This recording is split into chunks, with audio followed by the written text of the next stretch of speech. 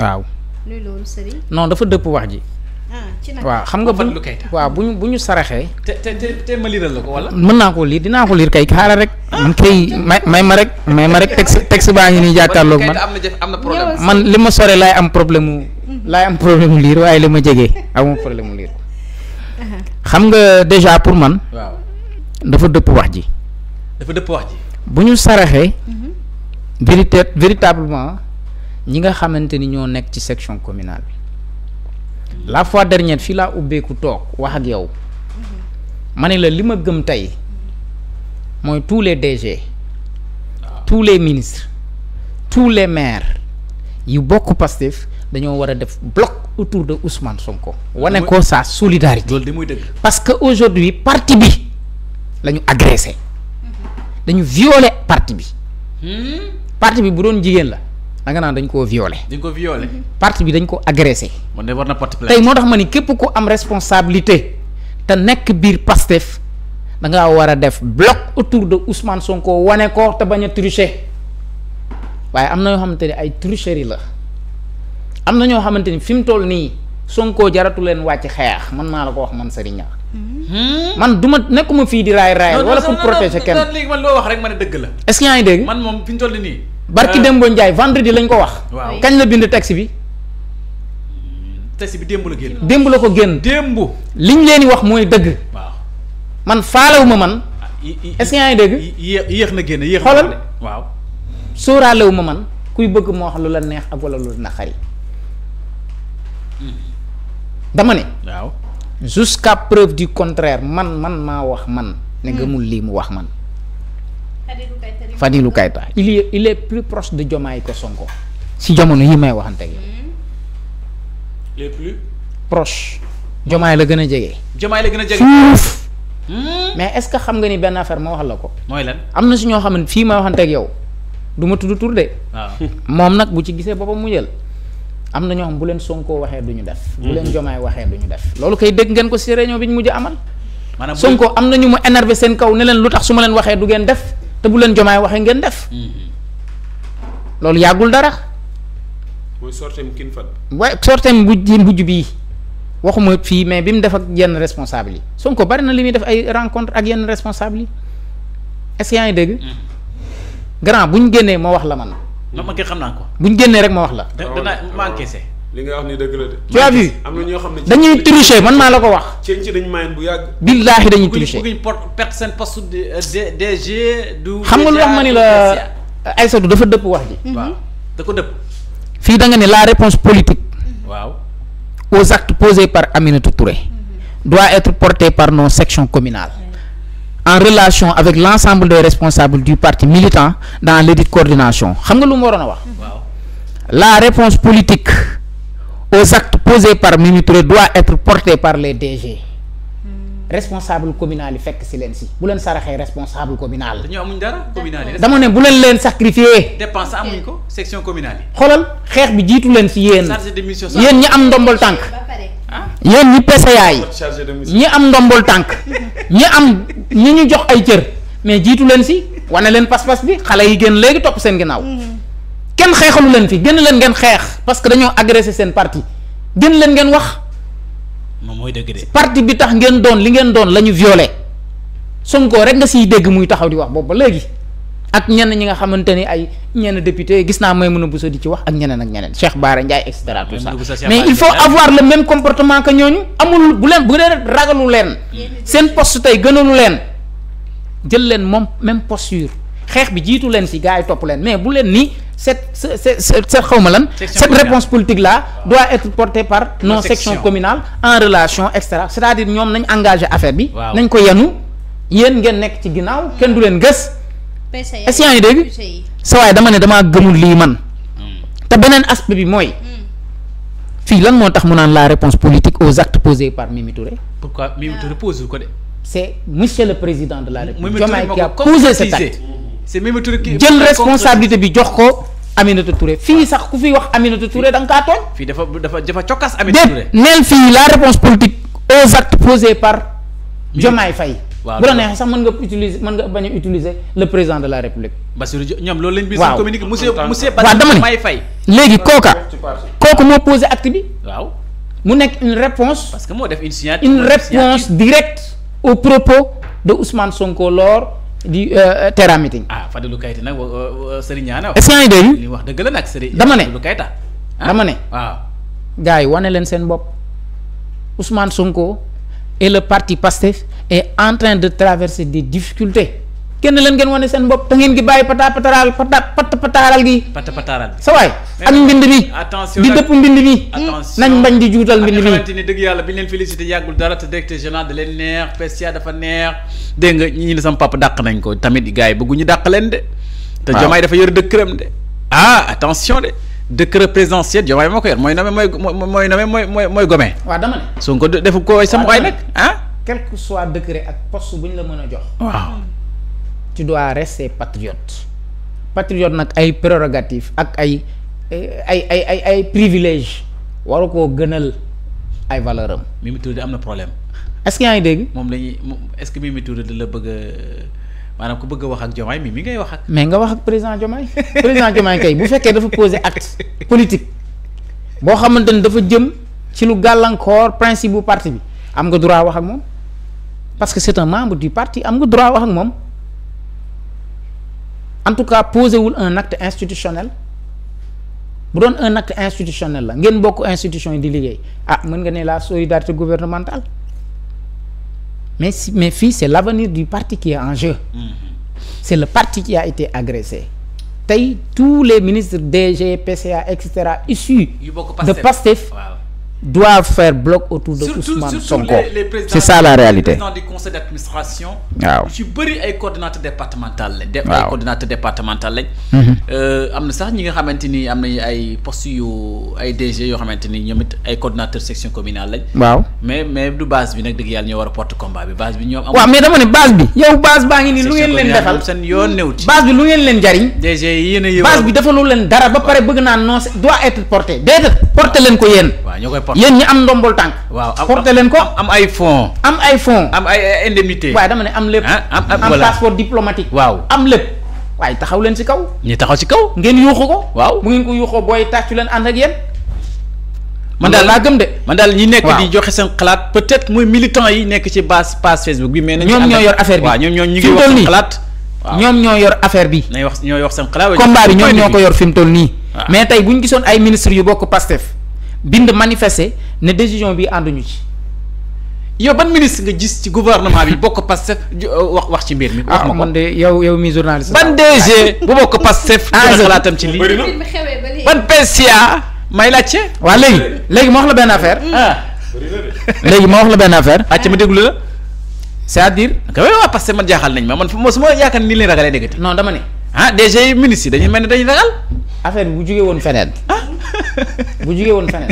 di nga gis ñu bari génn.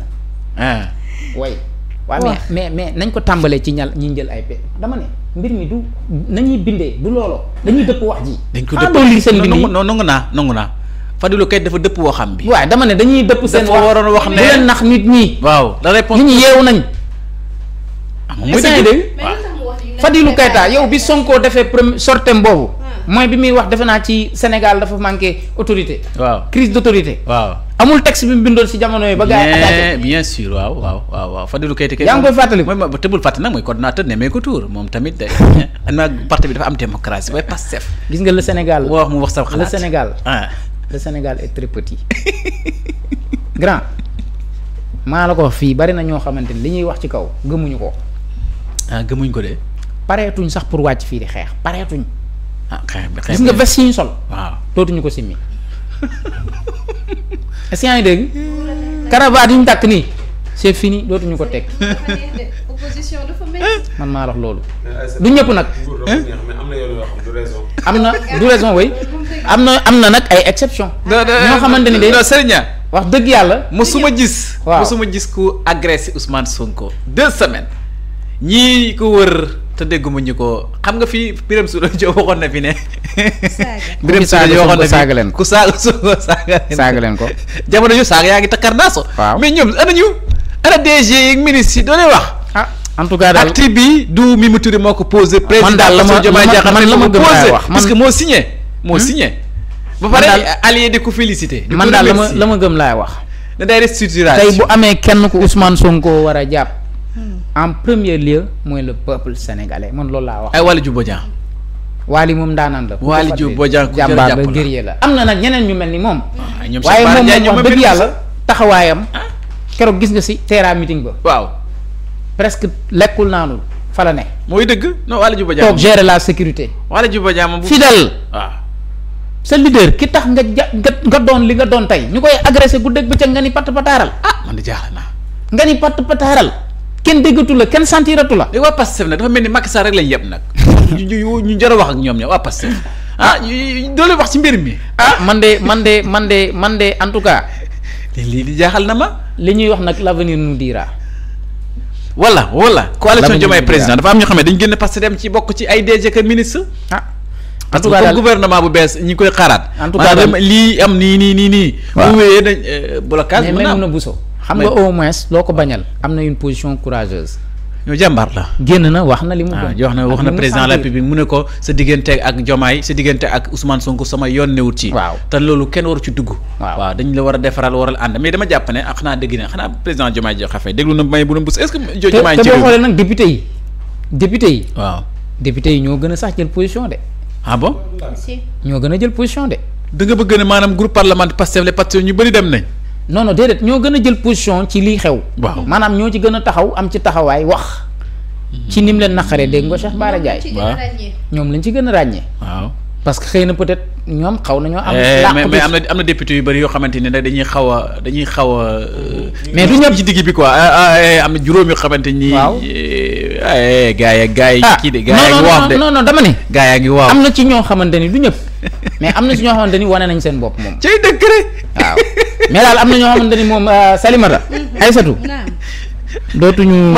man mosuma xalaat ne mosuma yaakaar ci sa àdduna ne Pastef am na lu ko mën a tiitloo ci àdduna bi mais PDG yi mosuma yaakaar ne Pastef ndeket am lu mu tiit ci lu mu ragal ci àdduna. mais ñooñu ay membre Pastef lañ. duñ présidentiel rek lay ragal ndeket. ñooñu duñ Pastef de ay membre Pastef lañ. Pastef nee naa la c'est une philosophie c'est une idéologie incarnée par Ousmane Sonko ñoom ñëpp tey bu ñu bëggoon seen bagage sax dem ànd ak Diomaye Pastef reste Pastef. Pastef reste Pastef parce que amuñu base politique. ñu bare ci ñooñu dem nañ ay élection ñu gañe leen. est-ce que dégg ñu ci baree bari dem nañ élection ñu gañe leen kon affaire bi du ñoom. du ñoon de. Sonko daal tey ñi gën a fidèle ci moom daal benn bi pour wax naa la ko c'est le peuple. beneen bi xëy na Fadilou Keita am na xaw ma nag mais bi Kaolack am na ku fa nekk déclaré ne moom candidat la ci élection locale yi 2027 yi.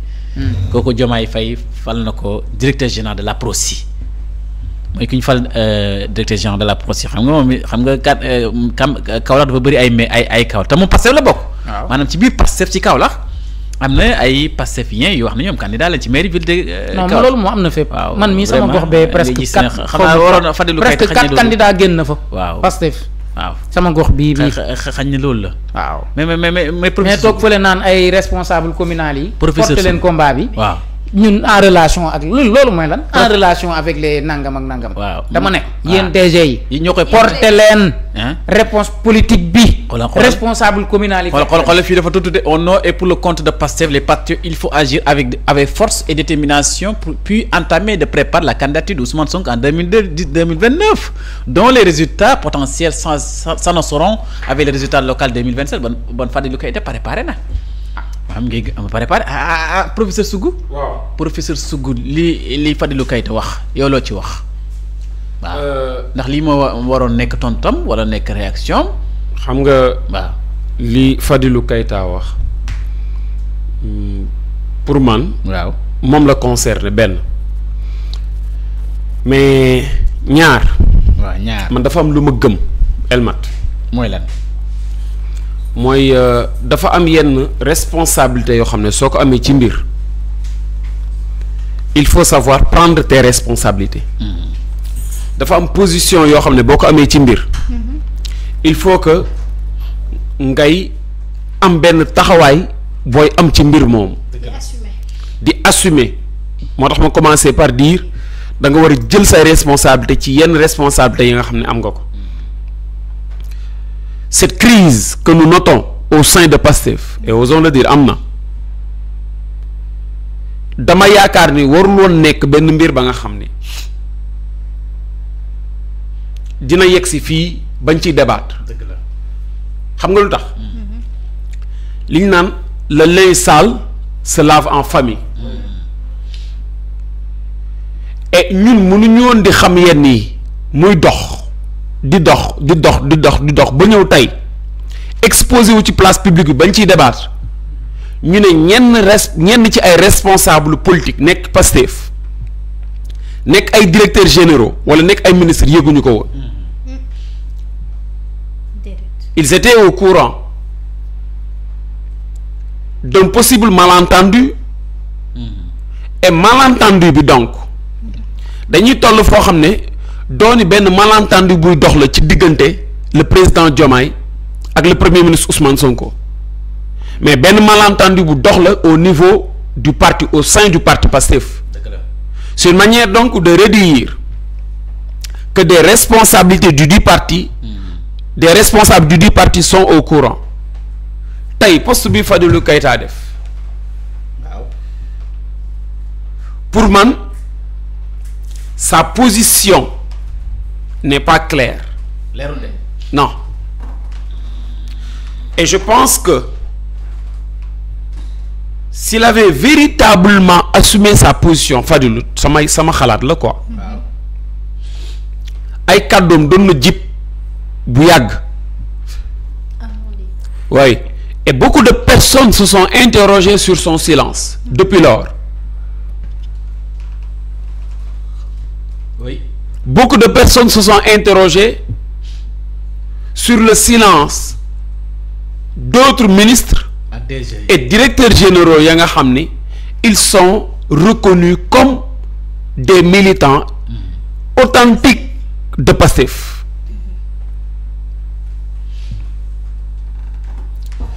Aïssatou dafa dul neex a dégg nag mais ñu ci bëri danañ ceeñ ci maay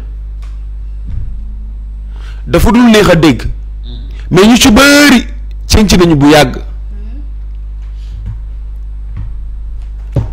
sëriñ am na ñu ci xam man am naa ñu ma ci xam on est devant les caméras on ne peut pas se permettre de tout dire da ngay toog ak sa yenn gaa di waxtaan parfois am ñu la woo nga wax ak ñoom wax la ñu ne la moo sugu nag ci ay caaxaan képp nga nekk man leen nañ dem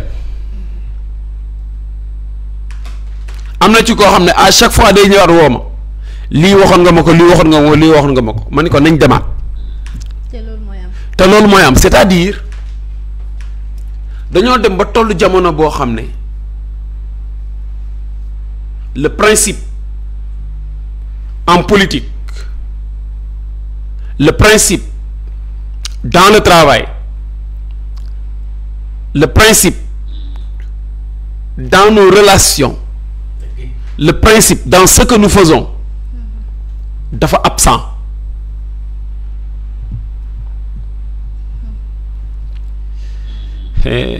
gis nga am na foo xam ne bu ñu fa yeggee ñu ci bëri dootuñu déglu politicien te dafa amoon benn slogan bu doon dox biir Pastef sànq maa ngi wax ci sama intervention mooy le don de soi pour la patrie mu nekk benn slogan boo xam ne dafay tax nit ki mettre au devant de la scène la patrie et avant le parti et avant sa propre personne mais dama cee mës a taxaw ak wax ci benn responsable bu Pastef ponkal la après mu am yu ñu waxtaanee mu am yu ñu ma wax ak ñoom seen je me suis posé intérieurement la question de savoir mais dans tout ça fekk jox naa ko ci rus naa ko mais anu don de soi pour la patrie ba ngeen doon wax loolu actuellement damay am réponse bi suite à certaines réactions parce que dañoo ni même ne pas réagir c'est une réaction oui. La Jean-Paul Sartre waxoon ne dans la vie tout est choix et responsabilité. Même ne pas choisir, c'est choisir car on a choisi de ne pas choisir. Même ne pas réagir pour man c'est réagir. Parce que dañoo ne le silence est l'une des formes de langage et le plus apte à exprimer son point de vue. Silence dafa bokk ci forme langage ya nga xam ni bokk na ca langage ya nga xam ne ñoo gën a mën a fësal la nga bëgg a wax.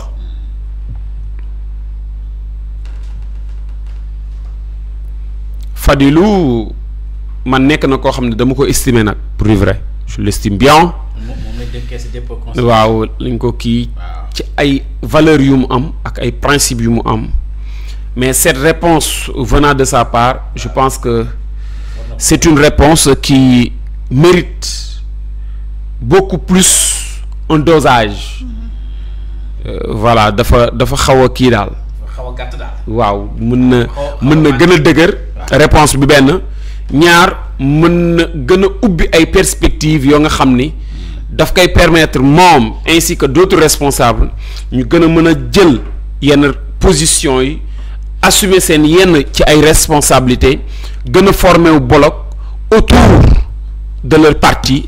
Et quand je dis un bloc qui doit être formé autour du parti Pastef, c'est bien évidemment un bloc devant être formé autour de la personne du président du parti mooy Ousmane Sonko. Et je pense que il mérite soutien et il ne mérite pas d'être trahi. Non. Mais malheureusement, comme on le dit souvent, la trahison ne vient jamais loin. waaw. waaw fa muy jógee du sori. waaw. bala ñuy dem ci beneen point bi ay surtout xam nga dañoo bokkale politique bi xam nga le président directeur général bu 2STV. mu ne porte waaw mu ne waaw mu ne moom mooy porte parole du Sénégal demain dafa def ne dafa constater ne que le Sénégal un pays